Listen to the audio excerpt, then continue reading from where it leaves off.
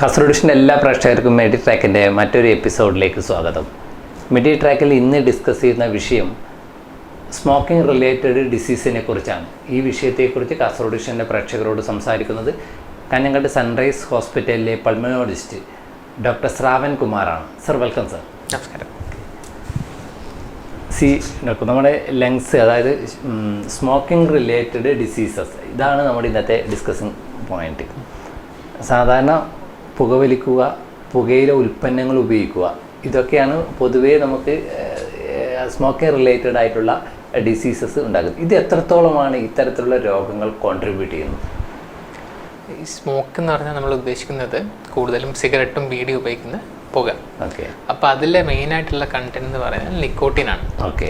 ഈ നിക്കോട്ടിൻ മൂലം ഉണ്ടാകുന്ന രോഗങ്ങൾ അനവധിയാണ്. കുറേ തരത്തിലുള്ള രോഗങ്ങളുണ്ട്. ശരീരത്തിൻ്റെ ഏത് ഭാഗത്തിനും ഇത് എഫക്റ്റ് ചെയ്യാം. ഓക്കെ. മെയിനായിട്ട് നേരിട്ട് പുക ഉള്ളോട്ട് പോകുന്ന ഓർഗൻ ശ്വാസകോശമാണ്. ഓക്കെ. ശ്വാസകോശത്തിലാണ് ഏറ്റവും കൂടുതൽ രോഗങ്ങൾ വരിക. ഓക്കെ. അതിൻ്റെ കൂടെ തന്നെ ഇത് നമ്മുടെ ശ്വാസകോശത്തിൻ്റെ കൂടെ ബ്ലഡിലെത്തി ശരീരത്തിലെ പല അവയവങ്ങളിലേക്ക് എത്തും. അത് കാരണം ഈ പുക കൊണ്ട് ഹാർട്ട് അറ്റാക്കുകൾ വരാം, സാധ്യത കൂടുതലാണ്. ഹാർട്ട് അറ്റാക്സ് വരാം. കാലുകളിലേക്കുള്ള പോകുന്ന ഈ രക്തക്കുഴലിലൊക്കെ ബ്ലോക്ക് വരാം. കാലുകൾക്ക് പ്രശ്നങ്ങൾ വരാം. പിന്നെ നമ്മുടെ ഓക്സിജൻ കപ്പാസിറ്റി കുറയാം, ഓക്സിജൻ്റെ നോർമൽ കപ്പാസിറ്റി കുറയാം. അത് കാരണം നമ്മുടെ മസിൽസിനൊക്കെ ഒരു ബലക്ഷയം വരാം. അങ്ങനെ കുറേയേറെ പ്രശ്നങ്ങൾ ഉണ്ടാക്കുന്നതാണ് പുകവലി. പുകയില ചവച്ചാൽ വരുന്ന പ്രശ്നങ്ങൾ എന്ന് പറഞ്ഞാൽ വായിൽ ക്യാൻസർ വരാം.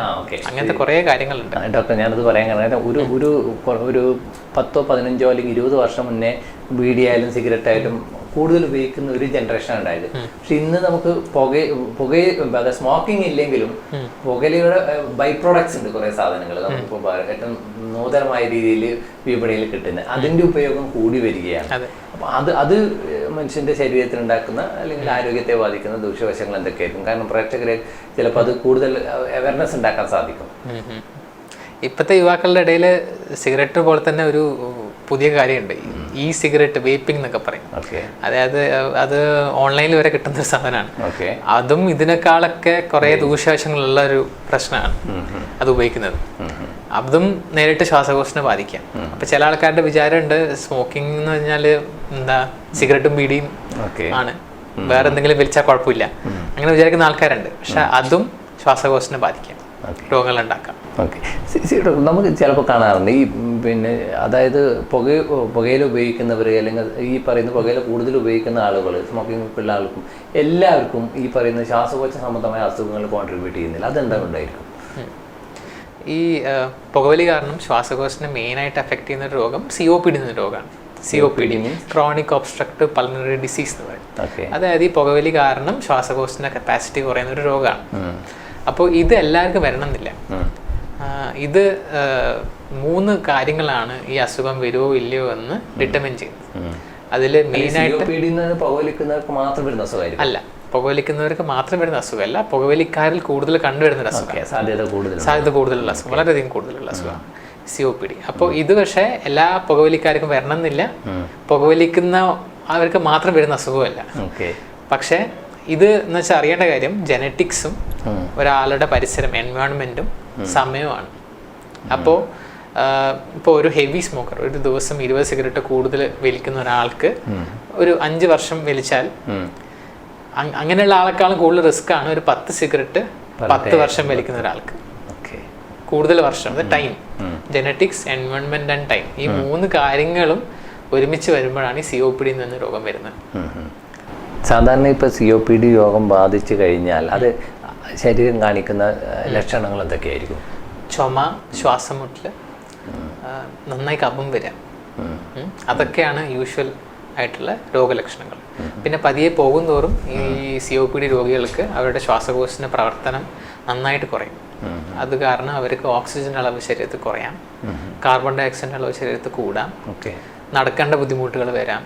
അങ്ങനെ കുറേയേറെ പ്രശ്നങ്ങൾ ഉണ്ടാക്കാവുന്ന ഒരു രോഗമാണ് ഇത് വന്നു കഴിഞ്ഞാൽ മാറുന്നൊരു രോഗമാണോ ഡോക്ടർ? ഇപ്പോൾ പറയുമ്പോൾ നമുക്ക് കേൾക്കുമ്പോൾ അല്പം പെട്ടെന്ന് വരുന്ന രോഗമാണ്, പുകവലിക്കുന്നത് കൊണ്ട് വരുന്ന രോഗമാണെന്ന് പറയും. ഇത് വന്നു കഴിഞ്ഞാൽ മാറും, അവർ പുകവലി നിർത്തിയത് മാറുമോ?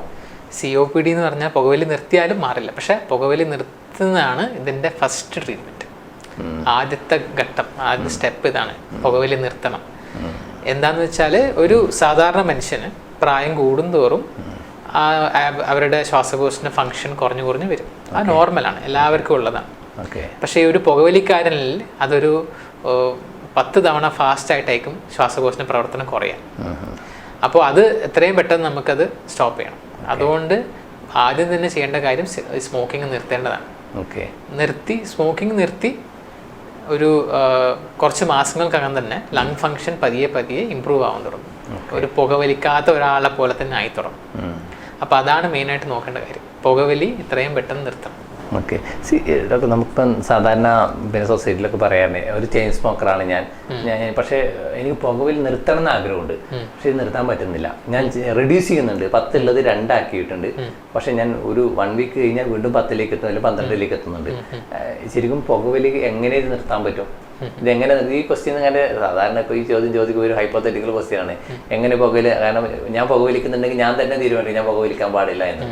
മറിച്ച് ഇപ്പോൾ ഡോക്ടർ എന്ന നിലയിൽ അതിന് ഏത് തരത്തിലുള്ള ഒരു അഡ്വൈസാണ് നൽകുന്നത്? ഒരു പുകവലിക്കാരൻ ആദ്യമായിട്ട് ചെയ്യേണ്ടത് സ്വയം തീരുമാനിക്കുക വേണ്ടത്.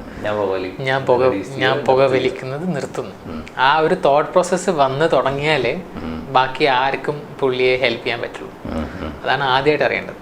അപ്പോൾ മിക്ക രോഗികളുടെയും പ്രശ്നം എന്ന് വെച്ചാൽ അവർ താൻ പുകവലിക്കുന്ന കാര്യം ബാക്കിയുള്ളവരോട് പറയണമെന്നില്ല, ഒരു ഡോക്ടറോട് തന്നെ പറയണമെന്നില്ല. അപ്പോൾ ഈ ചുമയോ ശ്വാസമുട്ടൊക്കെ ആയിട്ട് വരുന്ന രോഗിയോട് ഡോക്ടർമാർ ചെയ്യേണ്ട കാര്യം എന്ന് വെച്ചാൽ പുകവലിക്കുന്നുണ്ടോ എന്ന് എടുത്ത് ചോദിക്കണം. അതായത് രോഗി പുകവലിക്കുന്നുണ്ടോ, അതിനെ നമുക്ക് നിർത്താൻ പറ്റുമോ, അങ്ങനത്തെ ഓരോ കാര്യങ്ങൾ നമ്മൾ ചോദിക്കും ഡോക്ടേഴ്സ്. അപ്പോൾ അത് രോഗിയുടെ ഉള്ളിൽ ഈ രോഗിയുടെ രോഗലക്ഷണങ്ങൾ വന്നത് പുകവലി കാരണമാണെന്നൊരു തോന്നലുണ്ടാക്കും. ആ തോന്നലുണ്ടായ ശേഷമേ രോഗി പുകവലി നിർത്തണമെന്ന് ചിന്തിച്ചു തുടങ്ങുള്ളൂ. അപ്പം അങ്ങനെ ആണ് മിക്ക രോഗികളും അങ്ങനെയാണ് വരിക. അപ്പം സ്വയം ചിന്തിച്ചു തുടങ്ങണം ഫസ്റ്റ്. പുകവലി നിർത്തണം, എനിക്കെന്തോ ശ്വാസം മുട്ടുള്ള പോലെ തോന്നുന്നു, ചുമയുണ്ട്, പുകവലി കാരണമാവാമെന്ന് രോഗിക്ക് സ്വയം തോന്നിയാലേ മിക്ക രോഗികളും നിർത്താറുള്ളൂ. അപ്പം ആദ്യമായിട്ട് വേണ്ടത് അതാണ്. ഡോക്ടർ, ഇപ്പോൾ ഈ നേരത്തെ സൂചിപ്പിച്ച COPD, അത് ഇതുപോലുള്ള ശ്വാസകോശ സംബന്ധമായുള്ള രോഗങ്ങളുണ്ടല്ലോ, ഇത് എത്രത്തോളമാണ് ക്രോണിക്, അതായത് ഇത് എത്രത്തോളം ശരീരത്തെ ദോഷകരമായി ബാധിക്കുന്നുണ്ട്? ഇത്തരം രോഗങ്ങൾ ഇത് ഏത് തരത്തിലൊക്കെ കോൺട്രിബ്യൂട്ട് ചെയ്യുന്നുള്ളൂ ശരീരത്തെ? ഇത് വളരെയേറെ ദോഷകരമാണ് ഈ പുകവലി എന്ന് വെച്ചാൽ. നമ്മളെ ലങ്സിൻ്റെ കപ്പാസിറ്റിയാണ് പോകുക. ലങ്സ് എന്താ ചെയ്യുന്നതെന്ന് വെച്ചാൽ നമ്മളെ അന്തരീക്ഷത്തിലുള്ള ഓക്സിജനെ എടുത്ത് ബ്ലഡിലേക്ക് കൊടുത്ത് ബ്ലഡിലെ കാർബൺ ഡൈ ഓക്സൈഡ് പുറത്ത് കളയാച്ചു. അപ്പോൾ അതിനെ ഈ നമ്മൾ വലിക്കുന്ന പുകയൊക്കെ ശ്വാസകോശത്തിൽ പോയാണ് കിടക്കൽ. അപ്പോൾ അത് ഈ ഓക്സിജൻ എടുക്കാനും കാർബൺ ഡൈ ഓക്സൈഡിനെ പുറന്തള്ളാനും ഇത് സഹായിക്കില്ല. അതാണ് പ്രശ്നം പുകവലി കാരണമുള്ള. അപ്പം നമ്മൾ അറിയേണ്ട കാര്യം എന്ന് പറഞ്ഞാൽ ഈ പുകവലി ആണ് പ്രോബ്ലമായിട്ട് വരുന്നത്. കഴിവതും അത് ഒഴിവാക്കുക തന്നെ വേണം. ഡോക്ടർ, ഇപ്പം നമുക്ക് ചില പിന്നെ അവയവങ്ങൾക്ക് ഇപ്പോൾ ശ്വാസകോശത്തിനും പുകവലി വളരെ ദോഷകരമായി ബാധിക്കുന്നുണ്ട്. പിന്നീട് നമുക്ക് പുകവലി ശരീരത്തിന് മറ്റ് അവയവങ്ങളിലേക്ക് വരുന്നുണ്ടെങ്കിൽ നമുക്ക് ഏത് തരത്തിലുള്ള വളരെ ദോഷകരമായി ബാധിക്കുന്ന മറ്റേതൊക്കെ അവയവങ്ങളെയാണ് ഇത് ബാധിക്കുന്നത്? അതാണ് ഞാൻ പറഞ്ഞതുപോലെ ഹാർട്ട് അറ്റാക്ക് വരാനുള്ള സാധ്യത വളരെ കൂടുതലാണ്. അതായത് അവരുടെ ഈ പുകവലിക്കുന്ന ആൾക്കാരുടെ രക്തക്കുഴലുകളിലൊക്കെ ക്ലോട്ട് വരാനും ചുരുക്കാനും ഒക്കെ സാധ്യതകൾ വളരെ കൂടുതലാണ്. അങ്ങനെ വരാം. ഈ പുകവലി കാരണം സ്കെലറ്റൽ മസിൽ, നമ്മുടെ ശരീരത്തിന്റെ മസിലിലൊക്കെ ഡിസ്ഫങ്ഷൻ ആവാൻ സാധ്യതയുണ്ട്. കാലുകളിലേക്ക് പോകുന്ന രക്തക്കുഴൽ ചെറിയ അതൊക്കെ ബ്ലോക്ക് ആവാനുള്ള സാധ്യത വളരെ കൂടുതലാണ് ഇങ്ങനെയുള്ളവരിൽ. ഇപ്പോൾ അതായത് തുടർച്ചയായിട്ട് പുകവലിക്കുന്ന അല്ലെങ്കിൽ ചെയിൻ സ്മോക്കറായ ഒരാൾ പൂർണ്ണമായിട്ട് പുകവലി നിർത്തിക്കഴിഞ്ഞാൽ ആ ശ്വാസകോശം വീണ്ടും പൂർവ്വസ്ഥിതിയിൽ, ആ പൂർണ്ണ ആരോഗ്യത്തിൽ നിന്ന് തിരിച്ചു കിട്ടുമോ?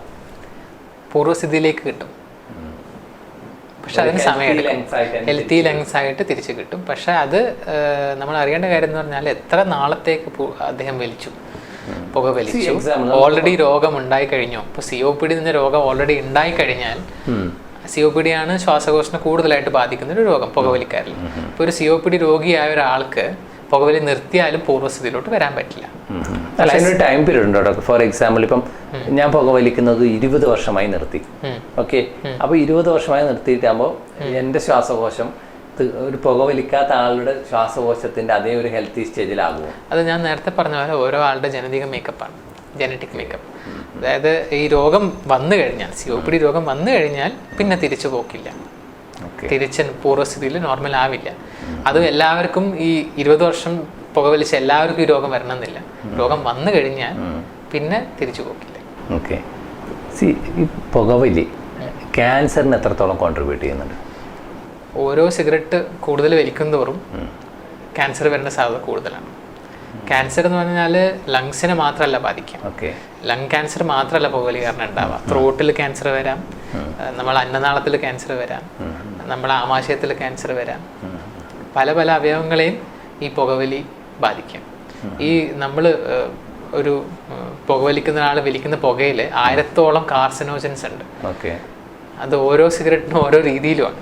അപ്പോൾ ഈ കാർസിനോജൻസ് എവിടെ വേണമെങ്കിലും ഒരു ക്യാൻസർ ഉണ്ടാക്കാം. ക്യാൻസർ എന്ന് പറഞ്ഞാൽ നമ്മുടെ ശരീരത്തിലെ DNA അല്ലെങ്കിൽ ജനറ്റിക്സിലൊരു വ്യത്യാസം വരുത്തുകയാണ് ചെയ്യുക ഈ സിഗരറ്റ് സ്മോക്കിലുള്ള കാർസിനോജൻസ്.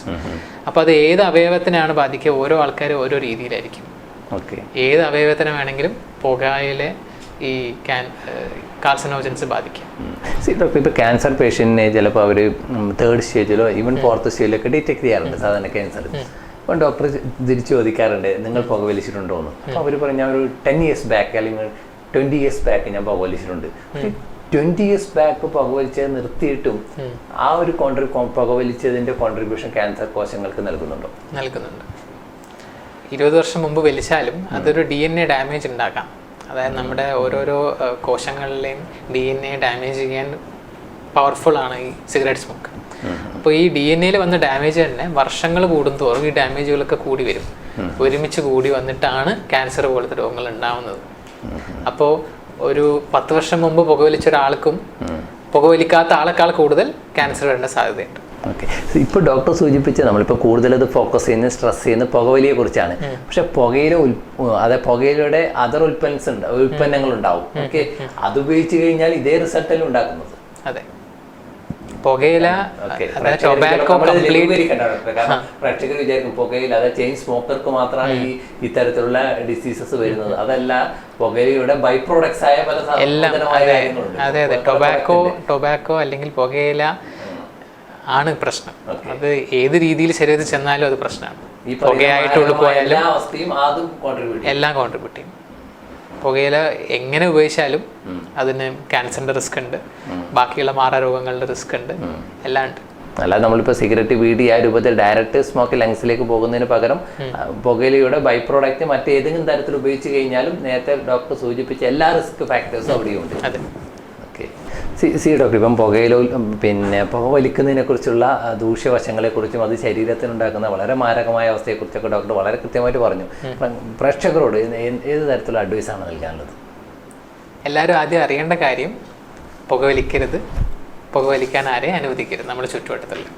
ഇപ്പോൾ ഓൾറെഡി പുകവലിക്കുന്ന ഒരാളാണെങ്കിൽ തന്നെ ചില ആൾക്കാരെ വിചാരിക്കും ഞാനിപ്പോൾ 10 വർഷമായി വലിക്കുന്നു, ഞാൻ ഇനിയിപ്പോൾ നിർത്തിയിട്ടും കാര്യമില്ല, 10 വർഷമായിട്ട് എൻ്റെ ശരീരത്തിന് പുകയൊക്കെ കയറി കഴിഞ്ഞു, ഇനി ഞാൻ എന്തിനാണ് നിർത്തുന്നത്, അങ്ങനെ തോന്നും. പക്ഷേ പുകയിൽ നമ്മൾ പുകവലി എപ്പോൾ നിർത്തുന്നോ അന്ന് തൊട്ട് നമ്മുടെ ശ്വാസകോശം ഒരു റിക്കവറിയുടെ പാതയിലാണ്, തിരിച്ച് റിക്കവറി ചെയ്തുകൊണ്ടിരിക്കും. അതുകൊണ്ട് പുകവലി എത്രയും പെട്ടെന്ന് നിർത്തുക വലിക്കുന്നവരോടാണ്. പിന്നെ പുകവലിക്കാൻ എന്തെങ്കിലും സഹായം വേണമെങ്കിൽ ഡോക്ടേഴ്സിനെ ബന്ധപ്പെടുക, തീർച്ചയായും അവർ നിങ്ങളെ ഹെൽപ്പ് ചെയ്യും. മെഡി ട്രാക്കിൻ്റെ ഈ എപ്പിസോഡ് ഇവിടെ വൈൻഡപ്പ് ചെയ്യുകയാണ്. ഈ എപ്പിസോഡ് കാസർഗോഡ് വിഷൻ്റെ പ്രേക്ഷകരോട് സംസാരിച്ച Kanhangad sunrise hospital doctor Saman കുമാറിന് കാസർഗോഡ് വിഷൻ്റെ നന്ദി അറിയിക്കുന്നു. ഒപ്പം എല്ലാ പ്രേക്ഷകർക്കും നന്ദി, നമസ്കാരം. Thank you doctor.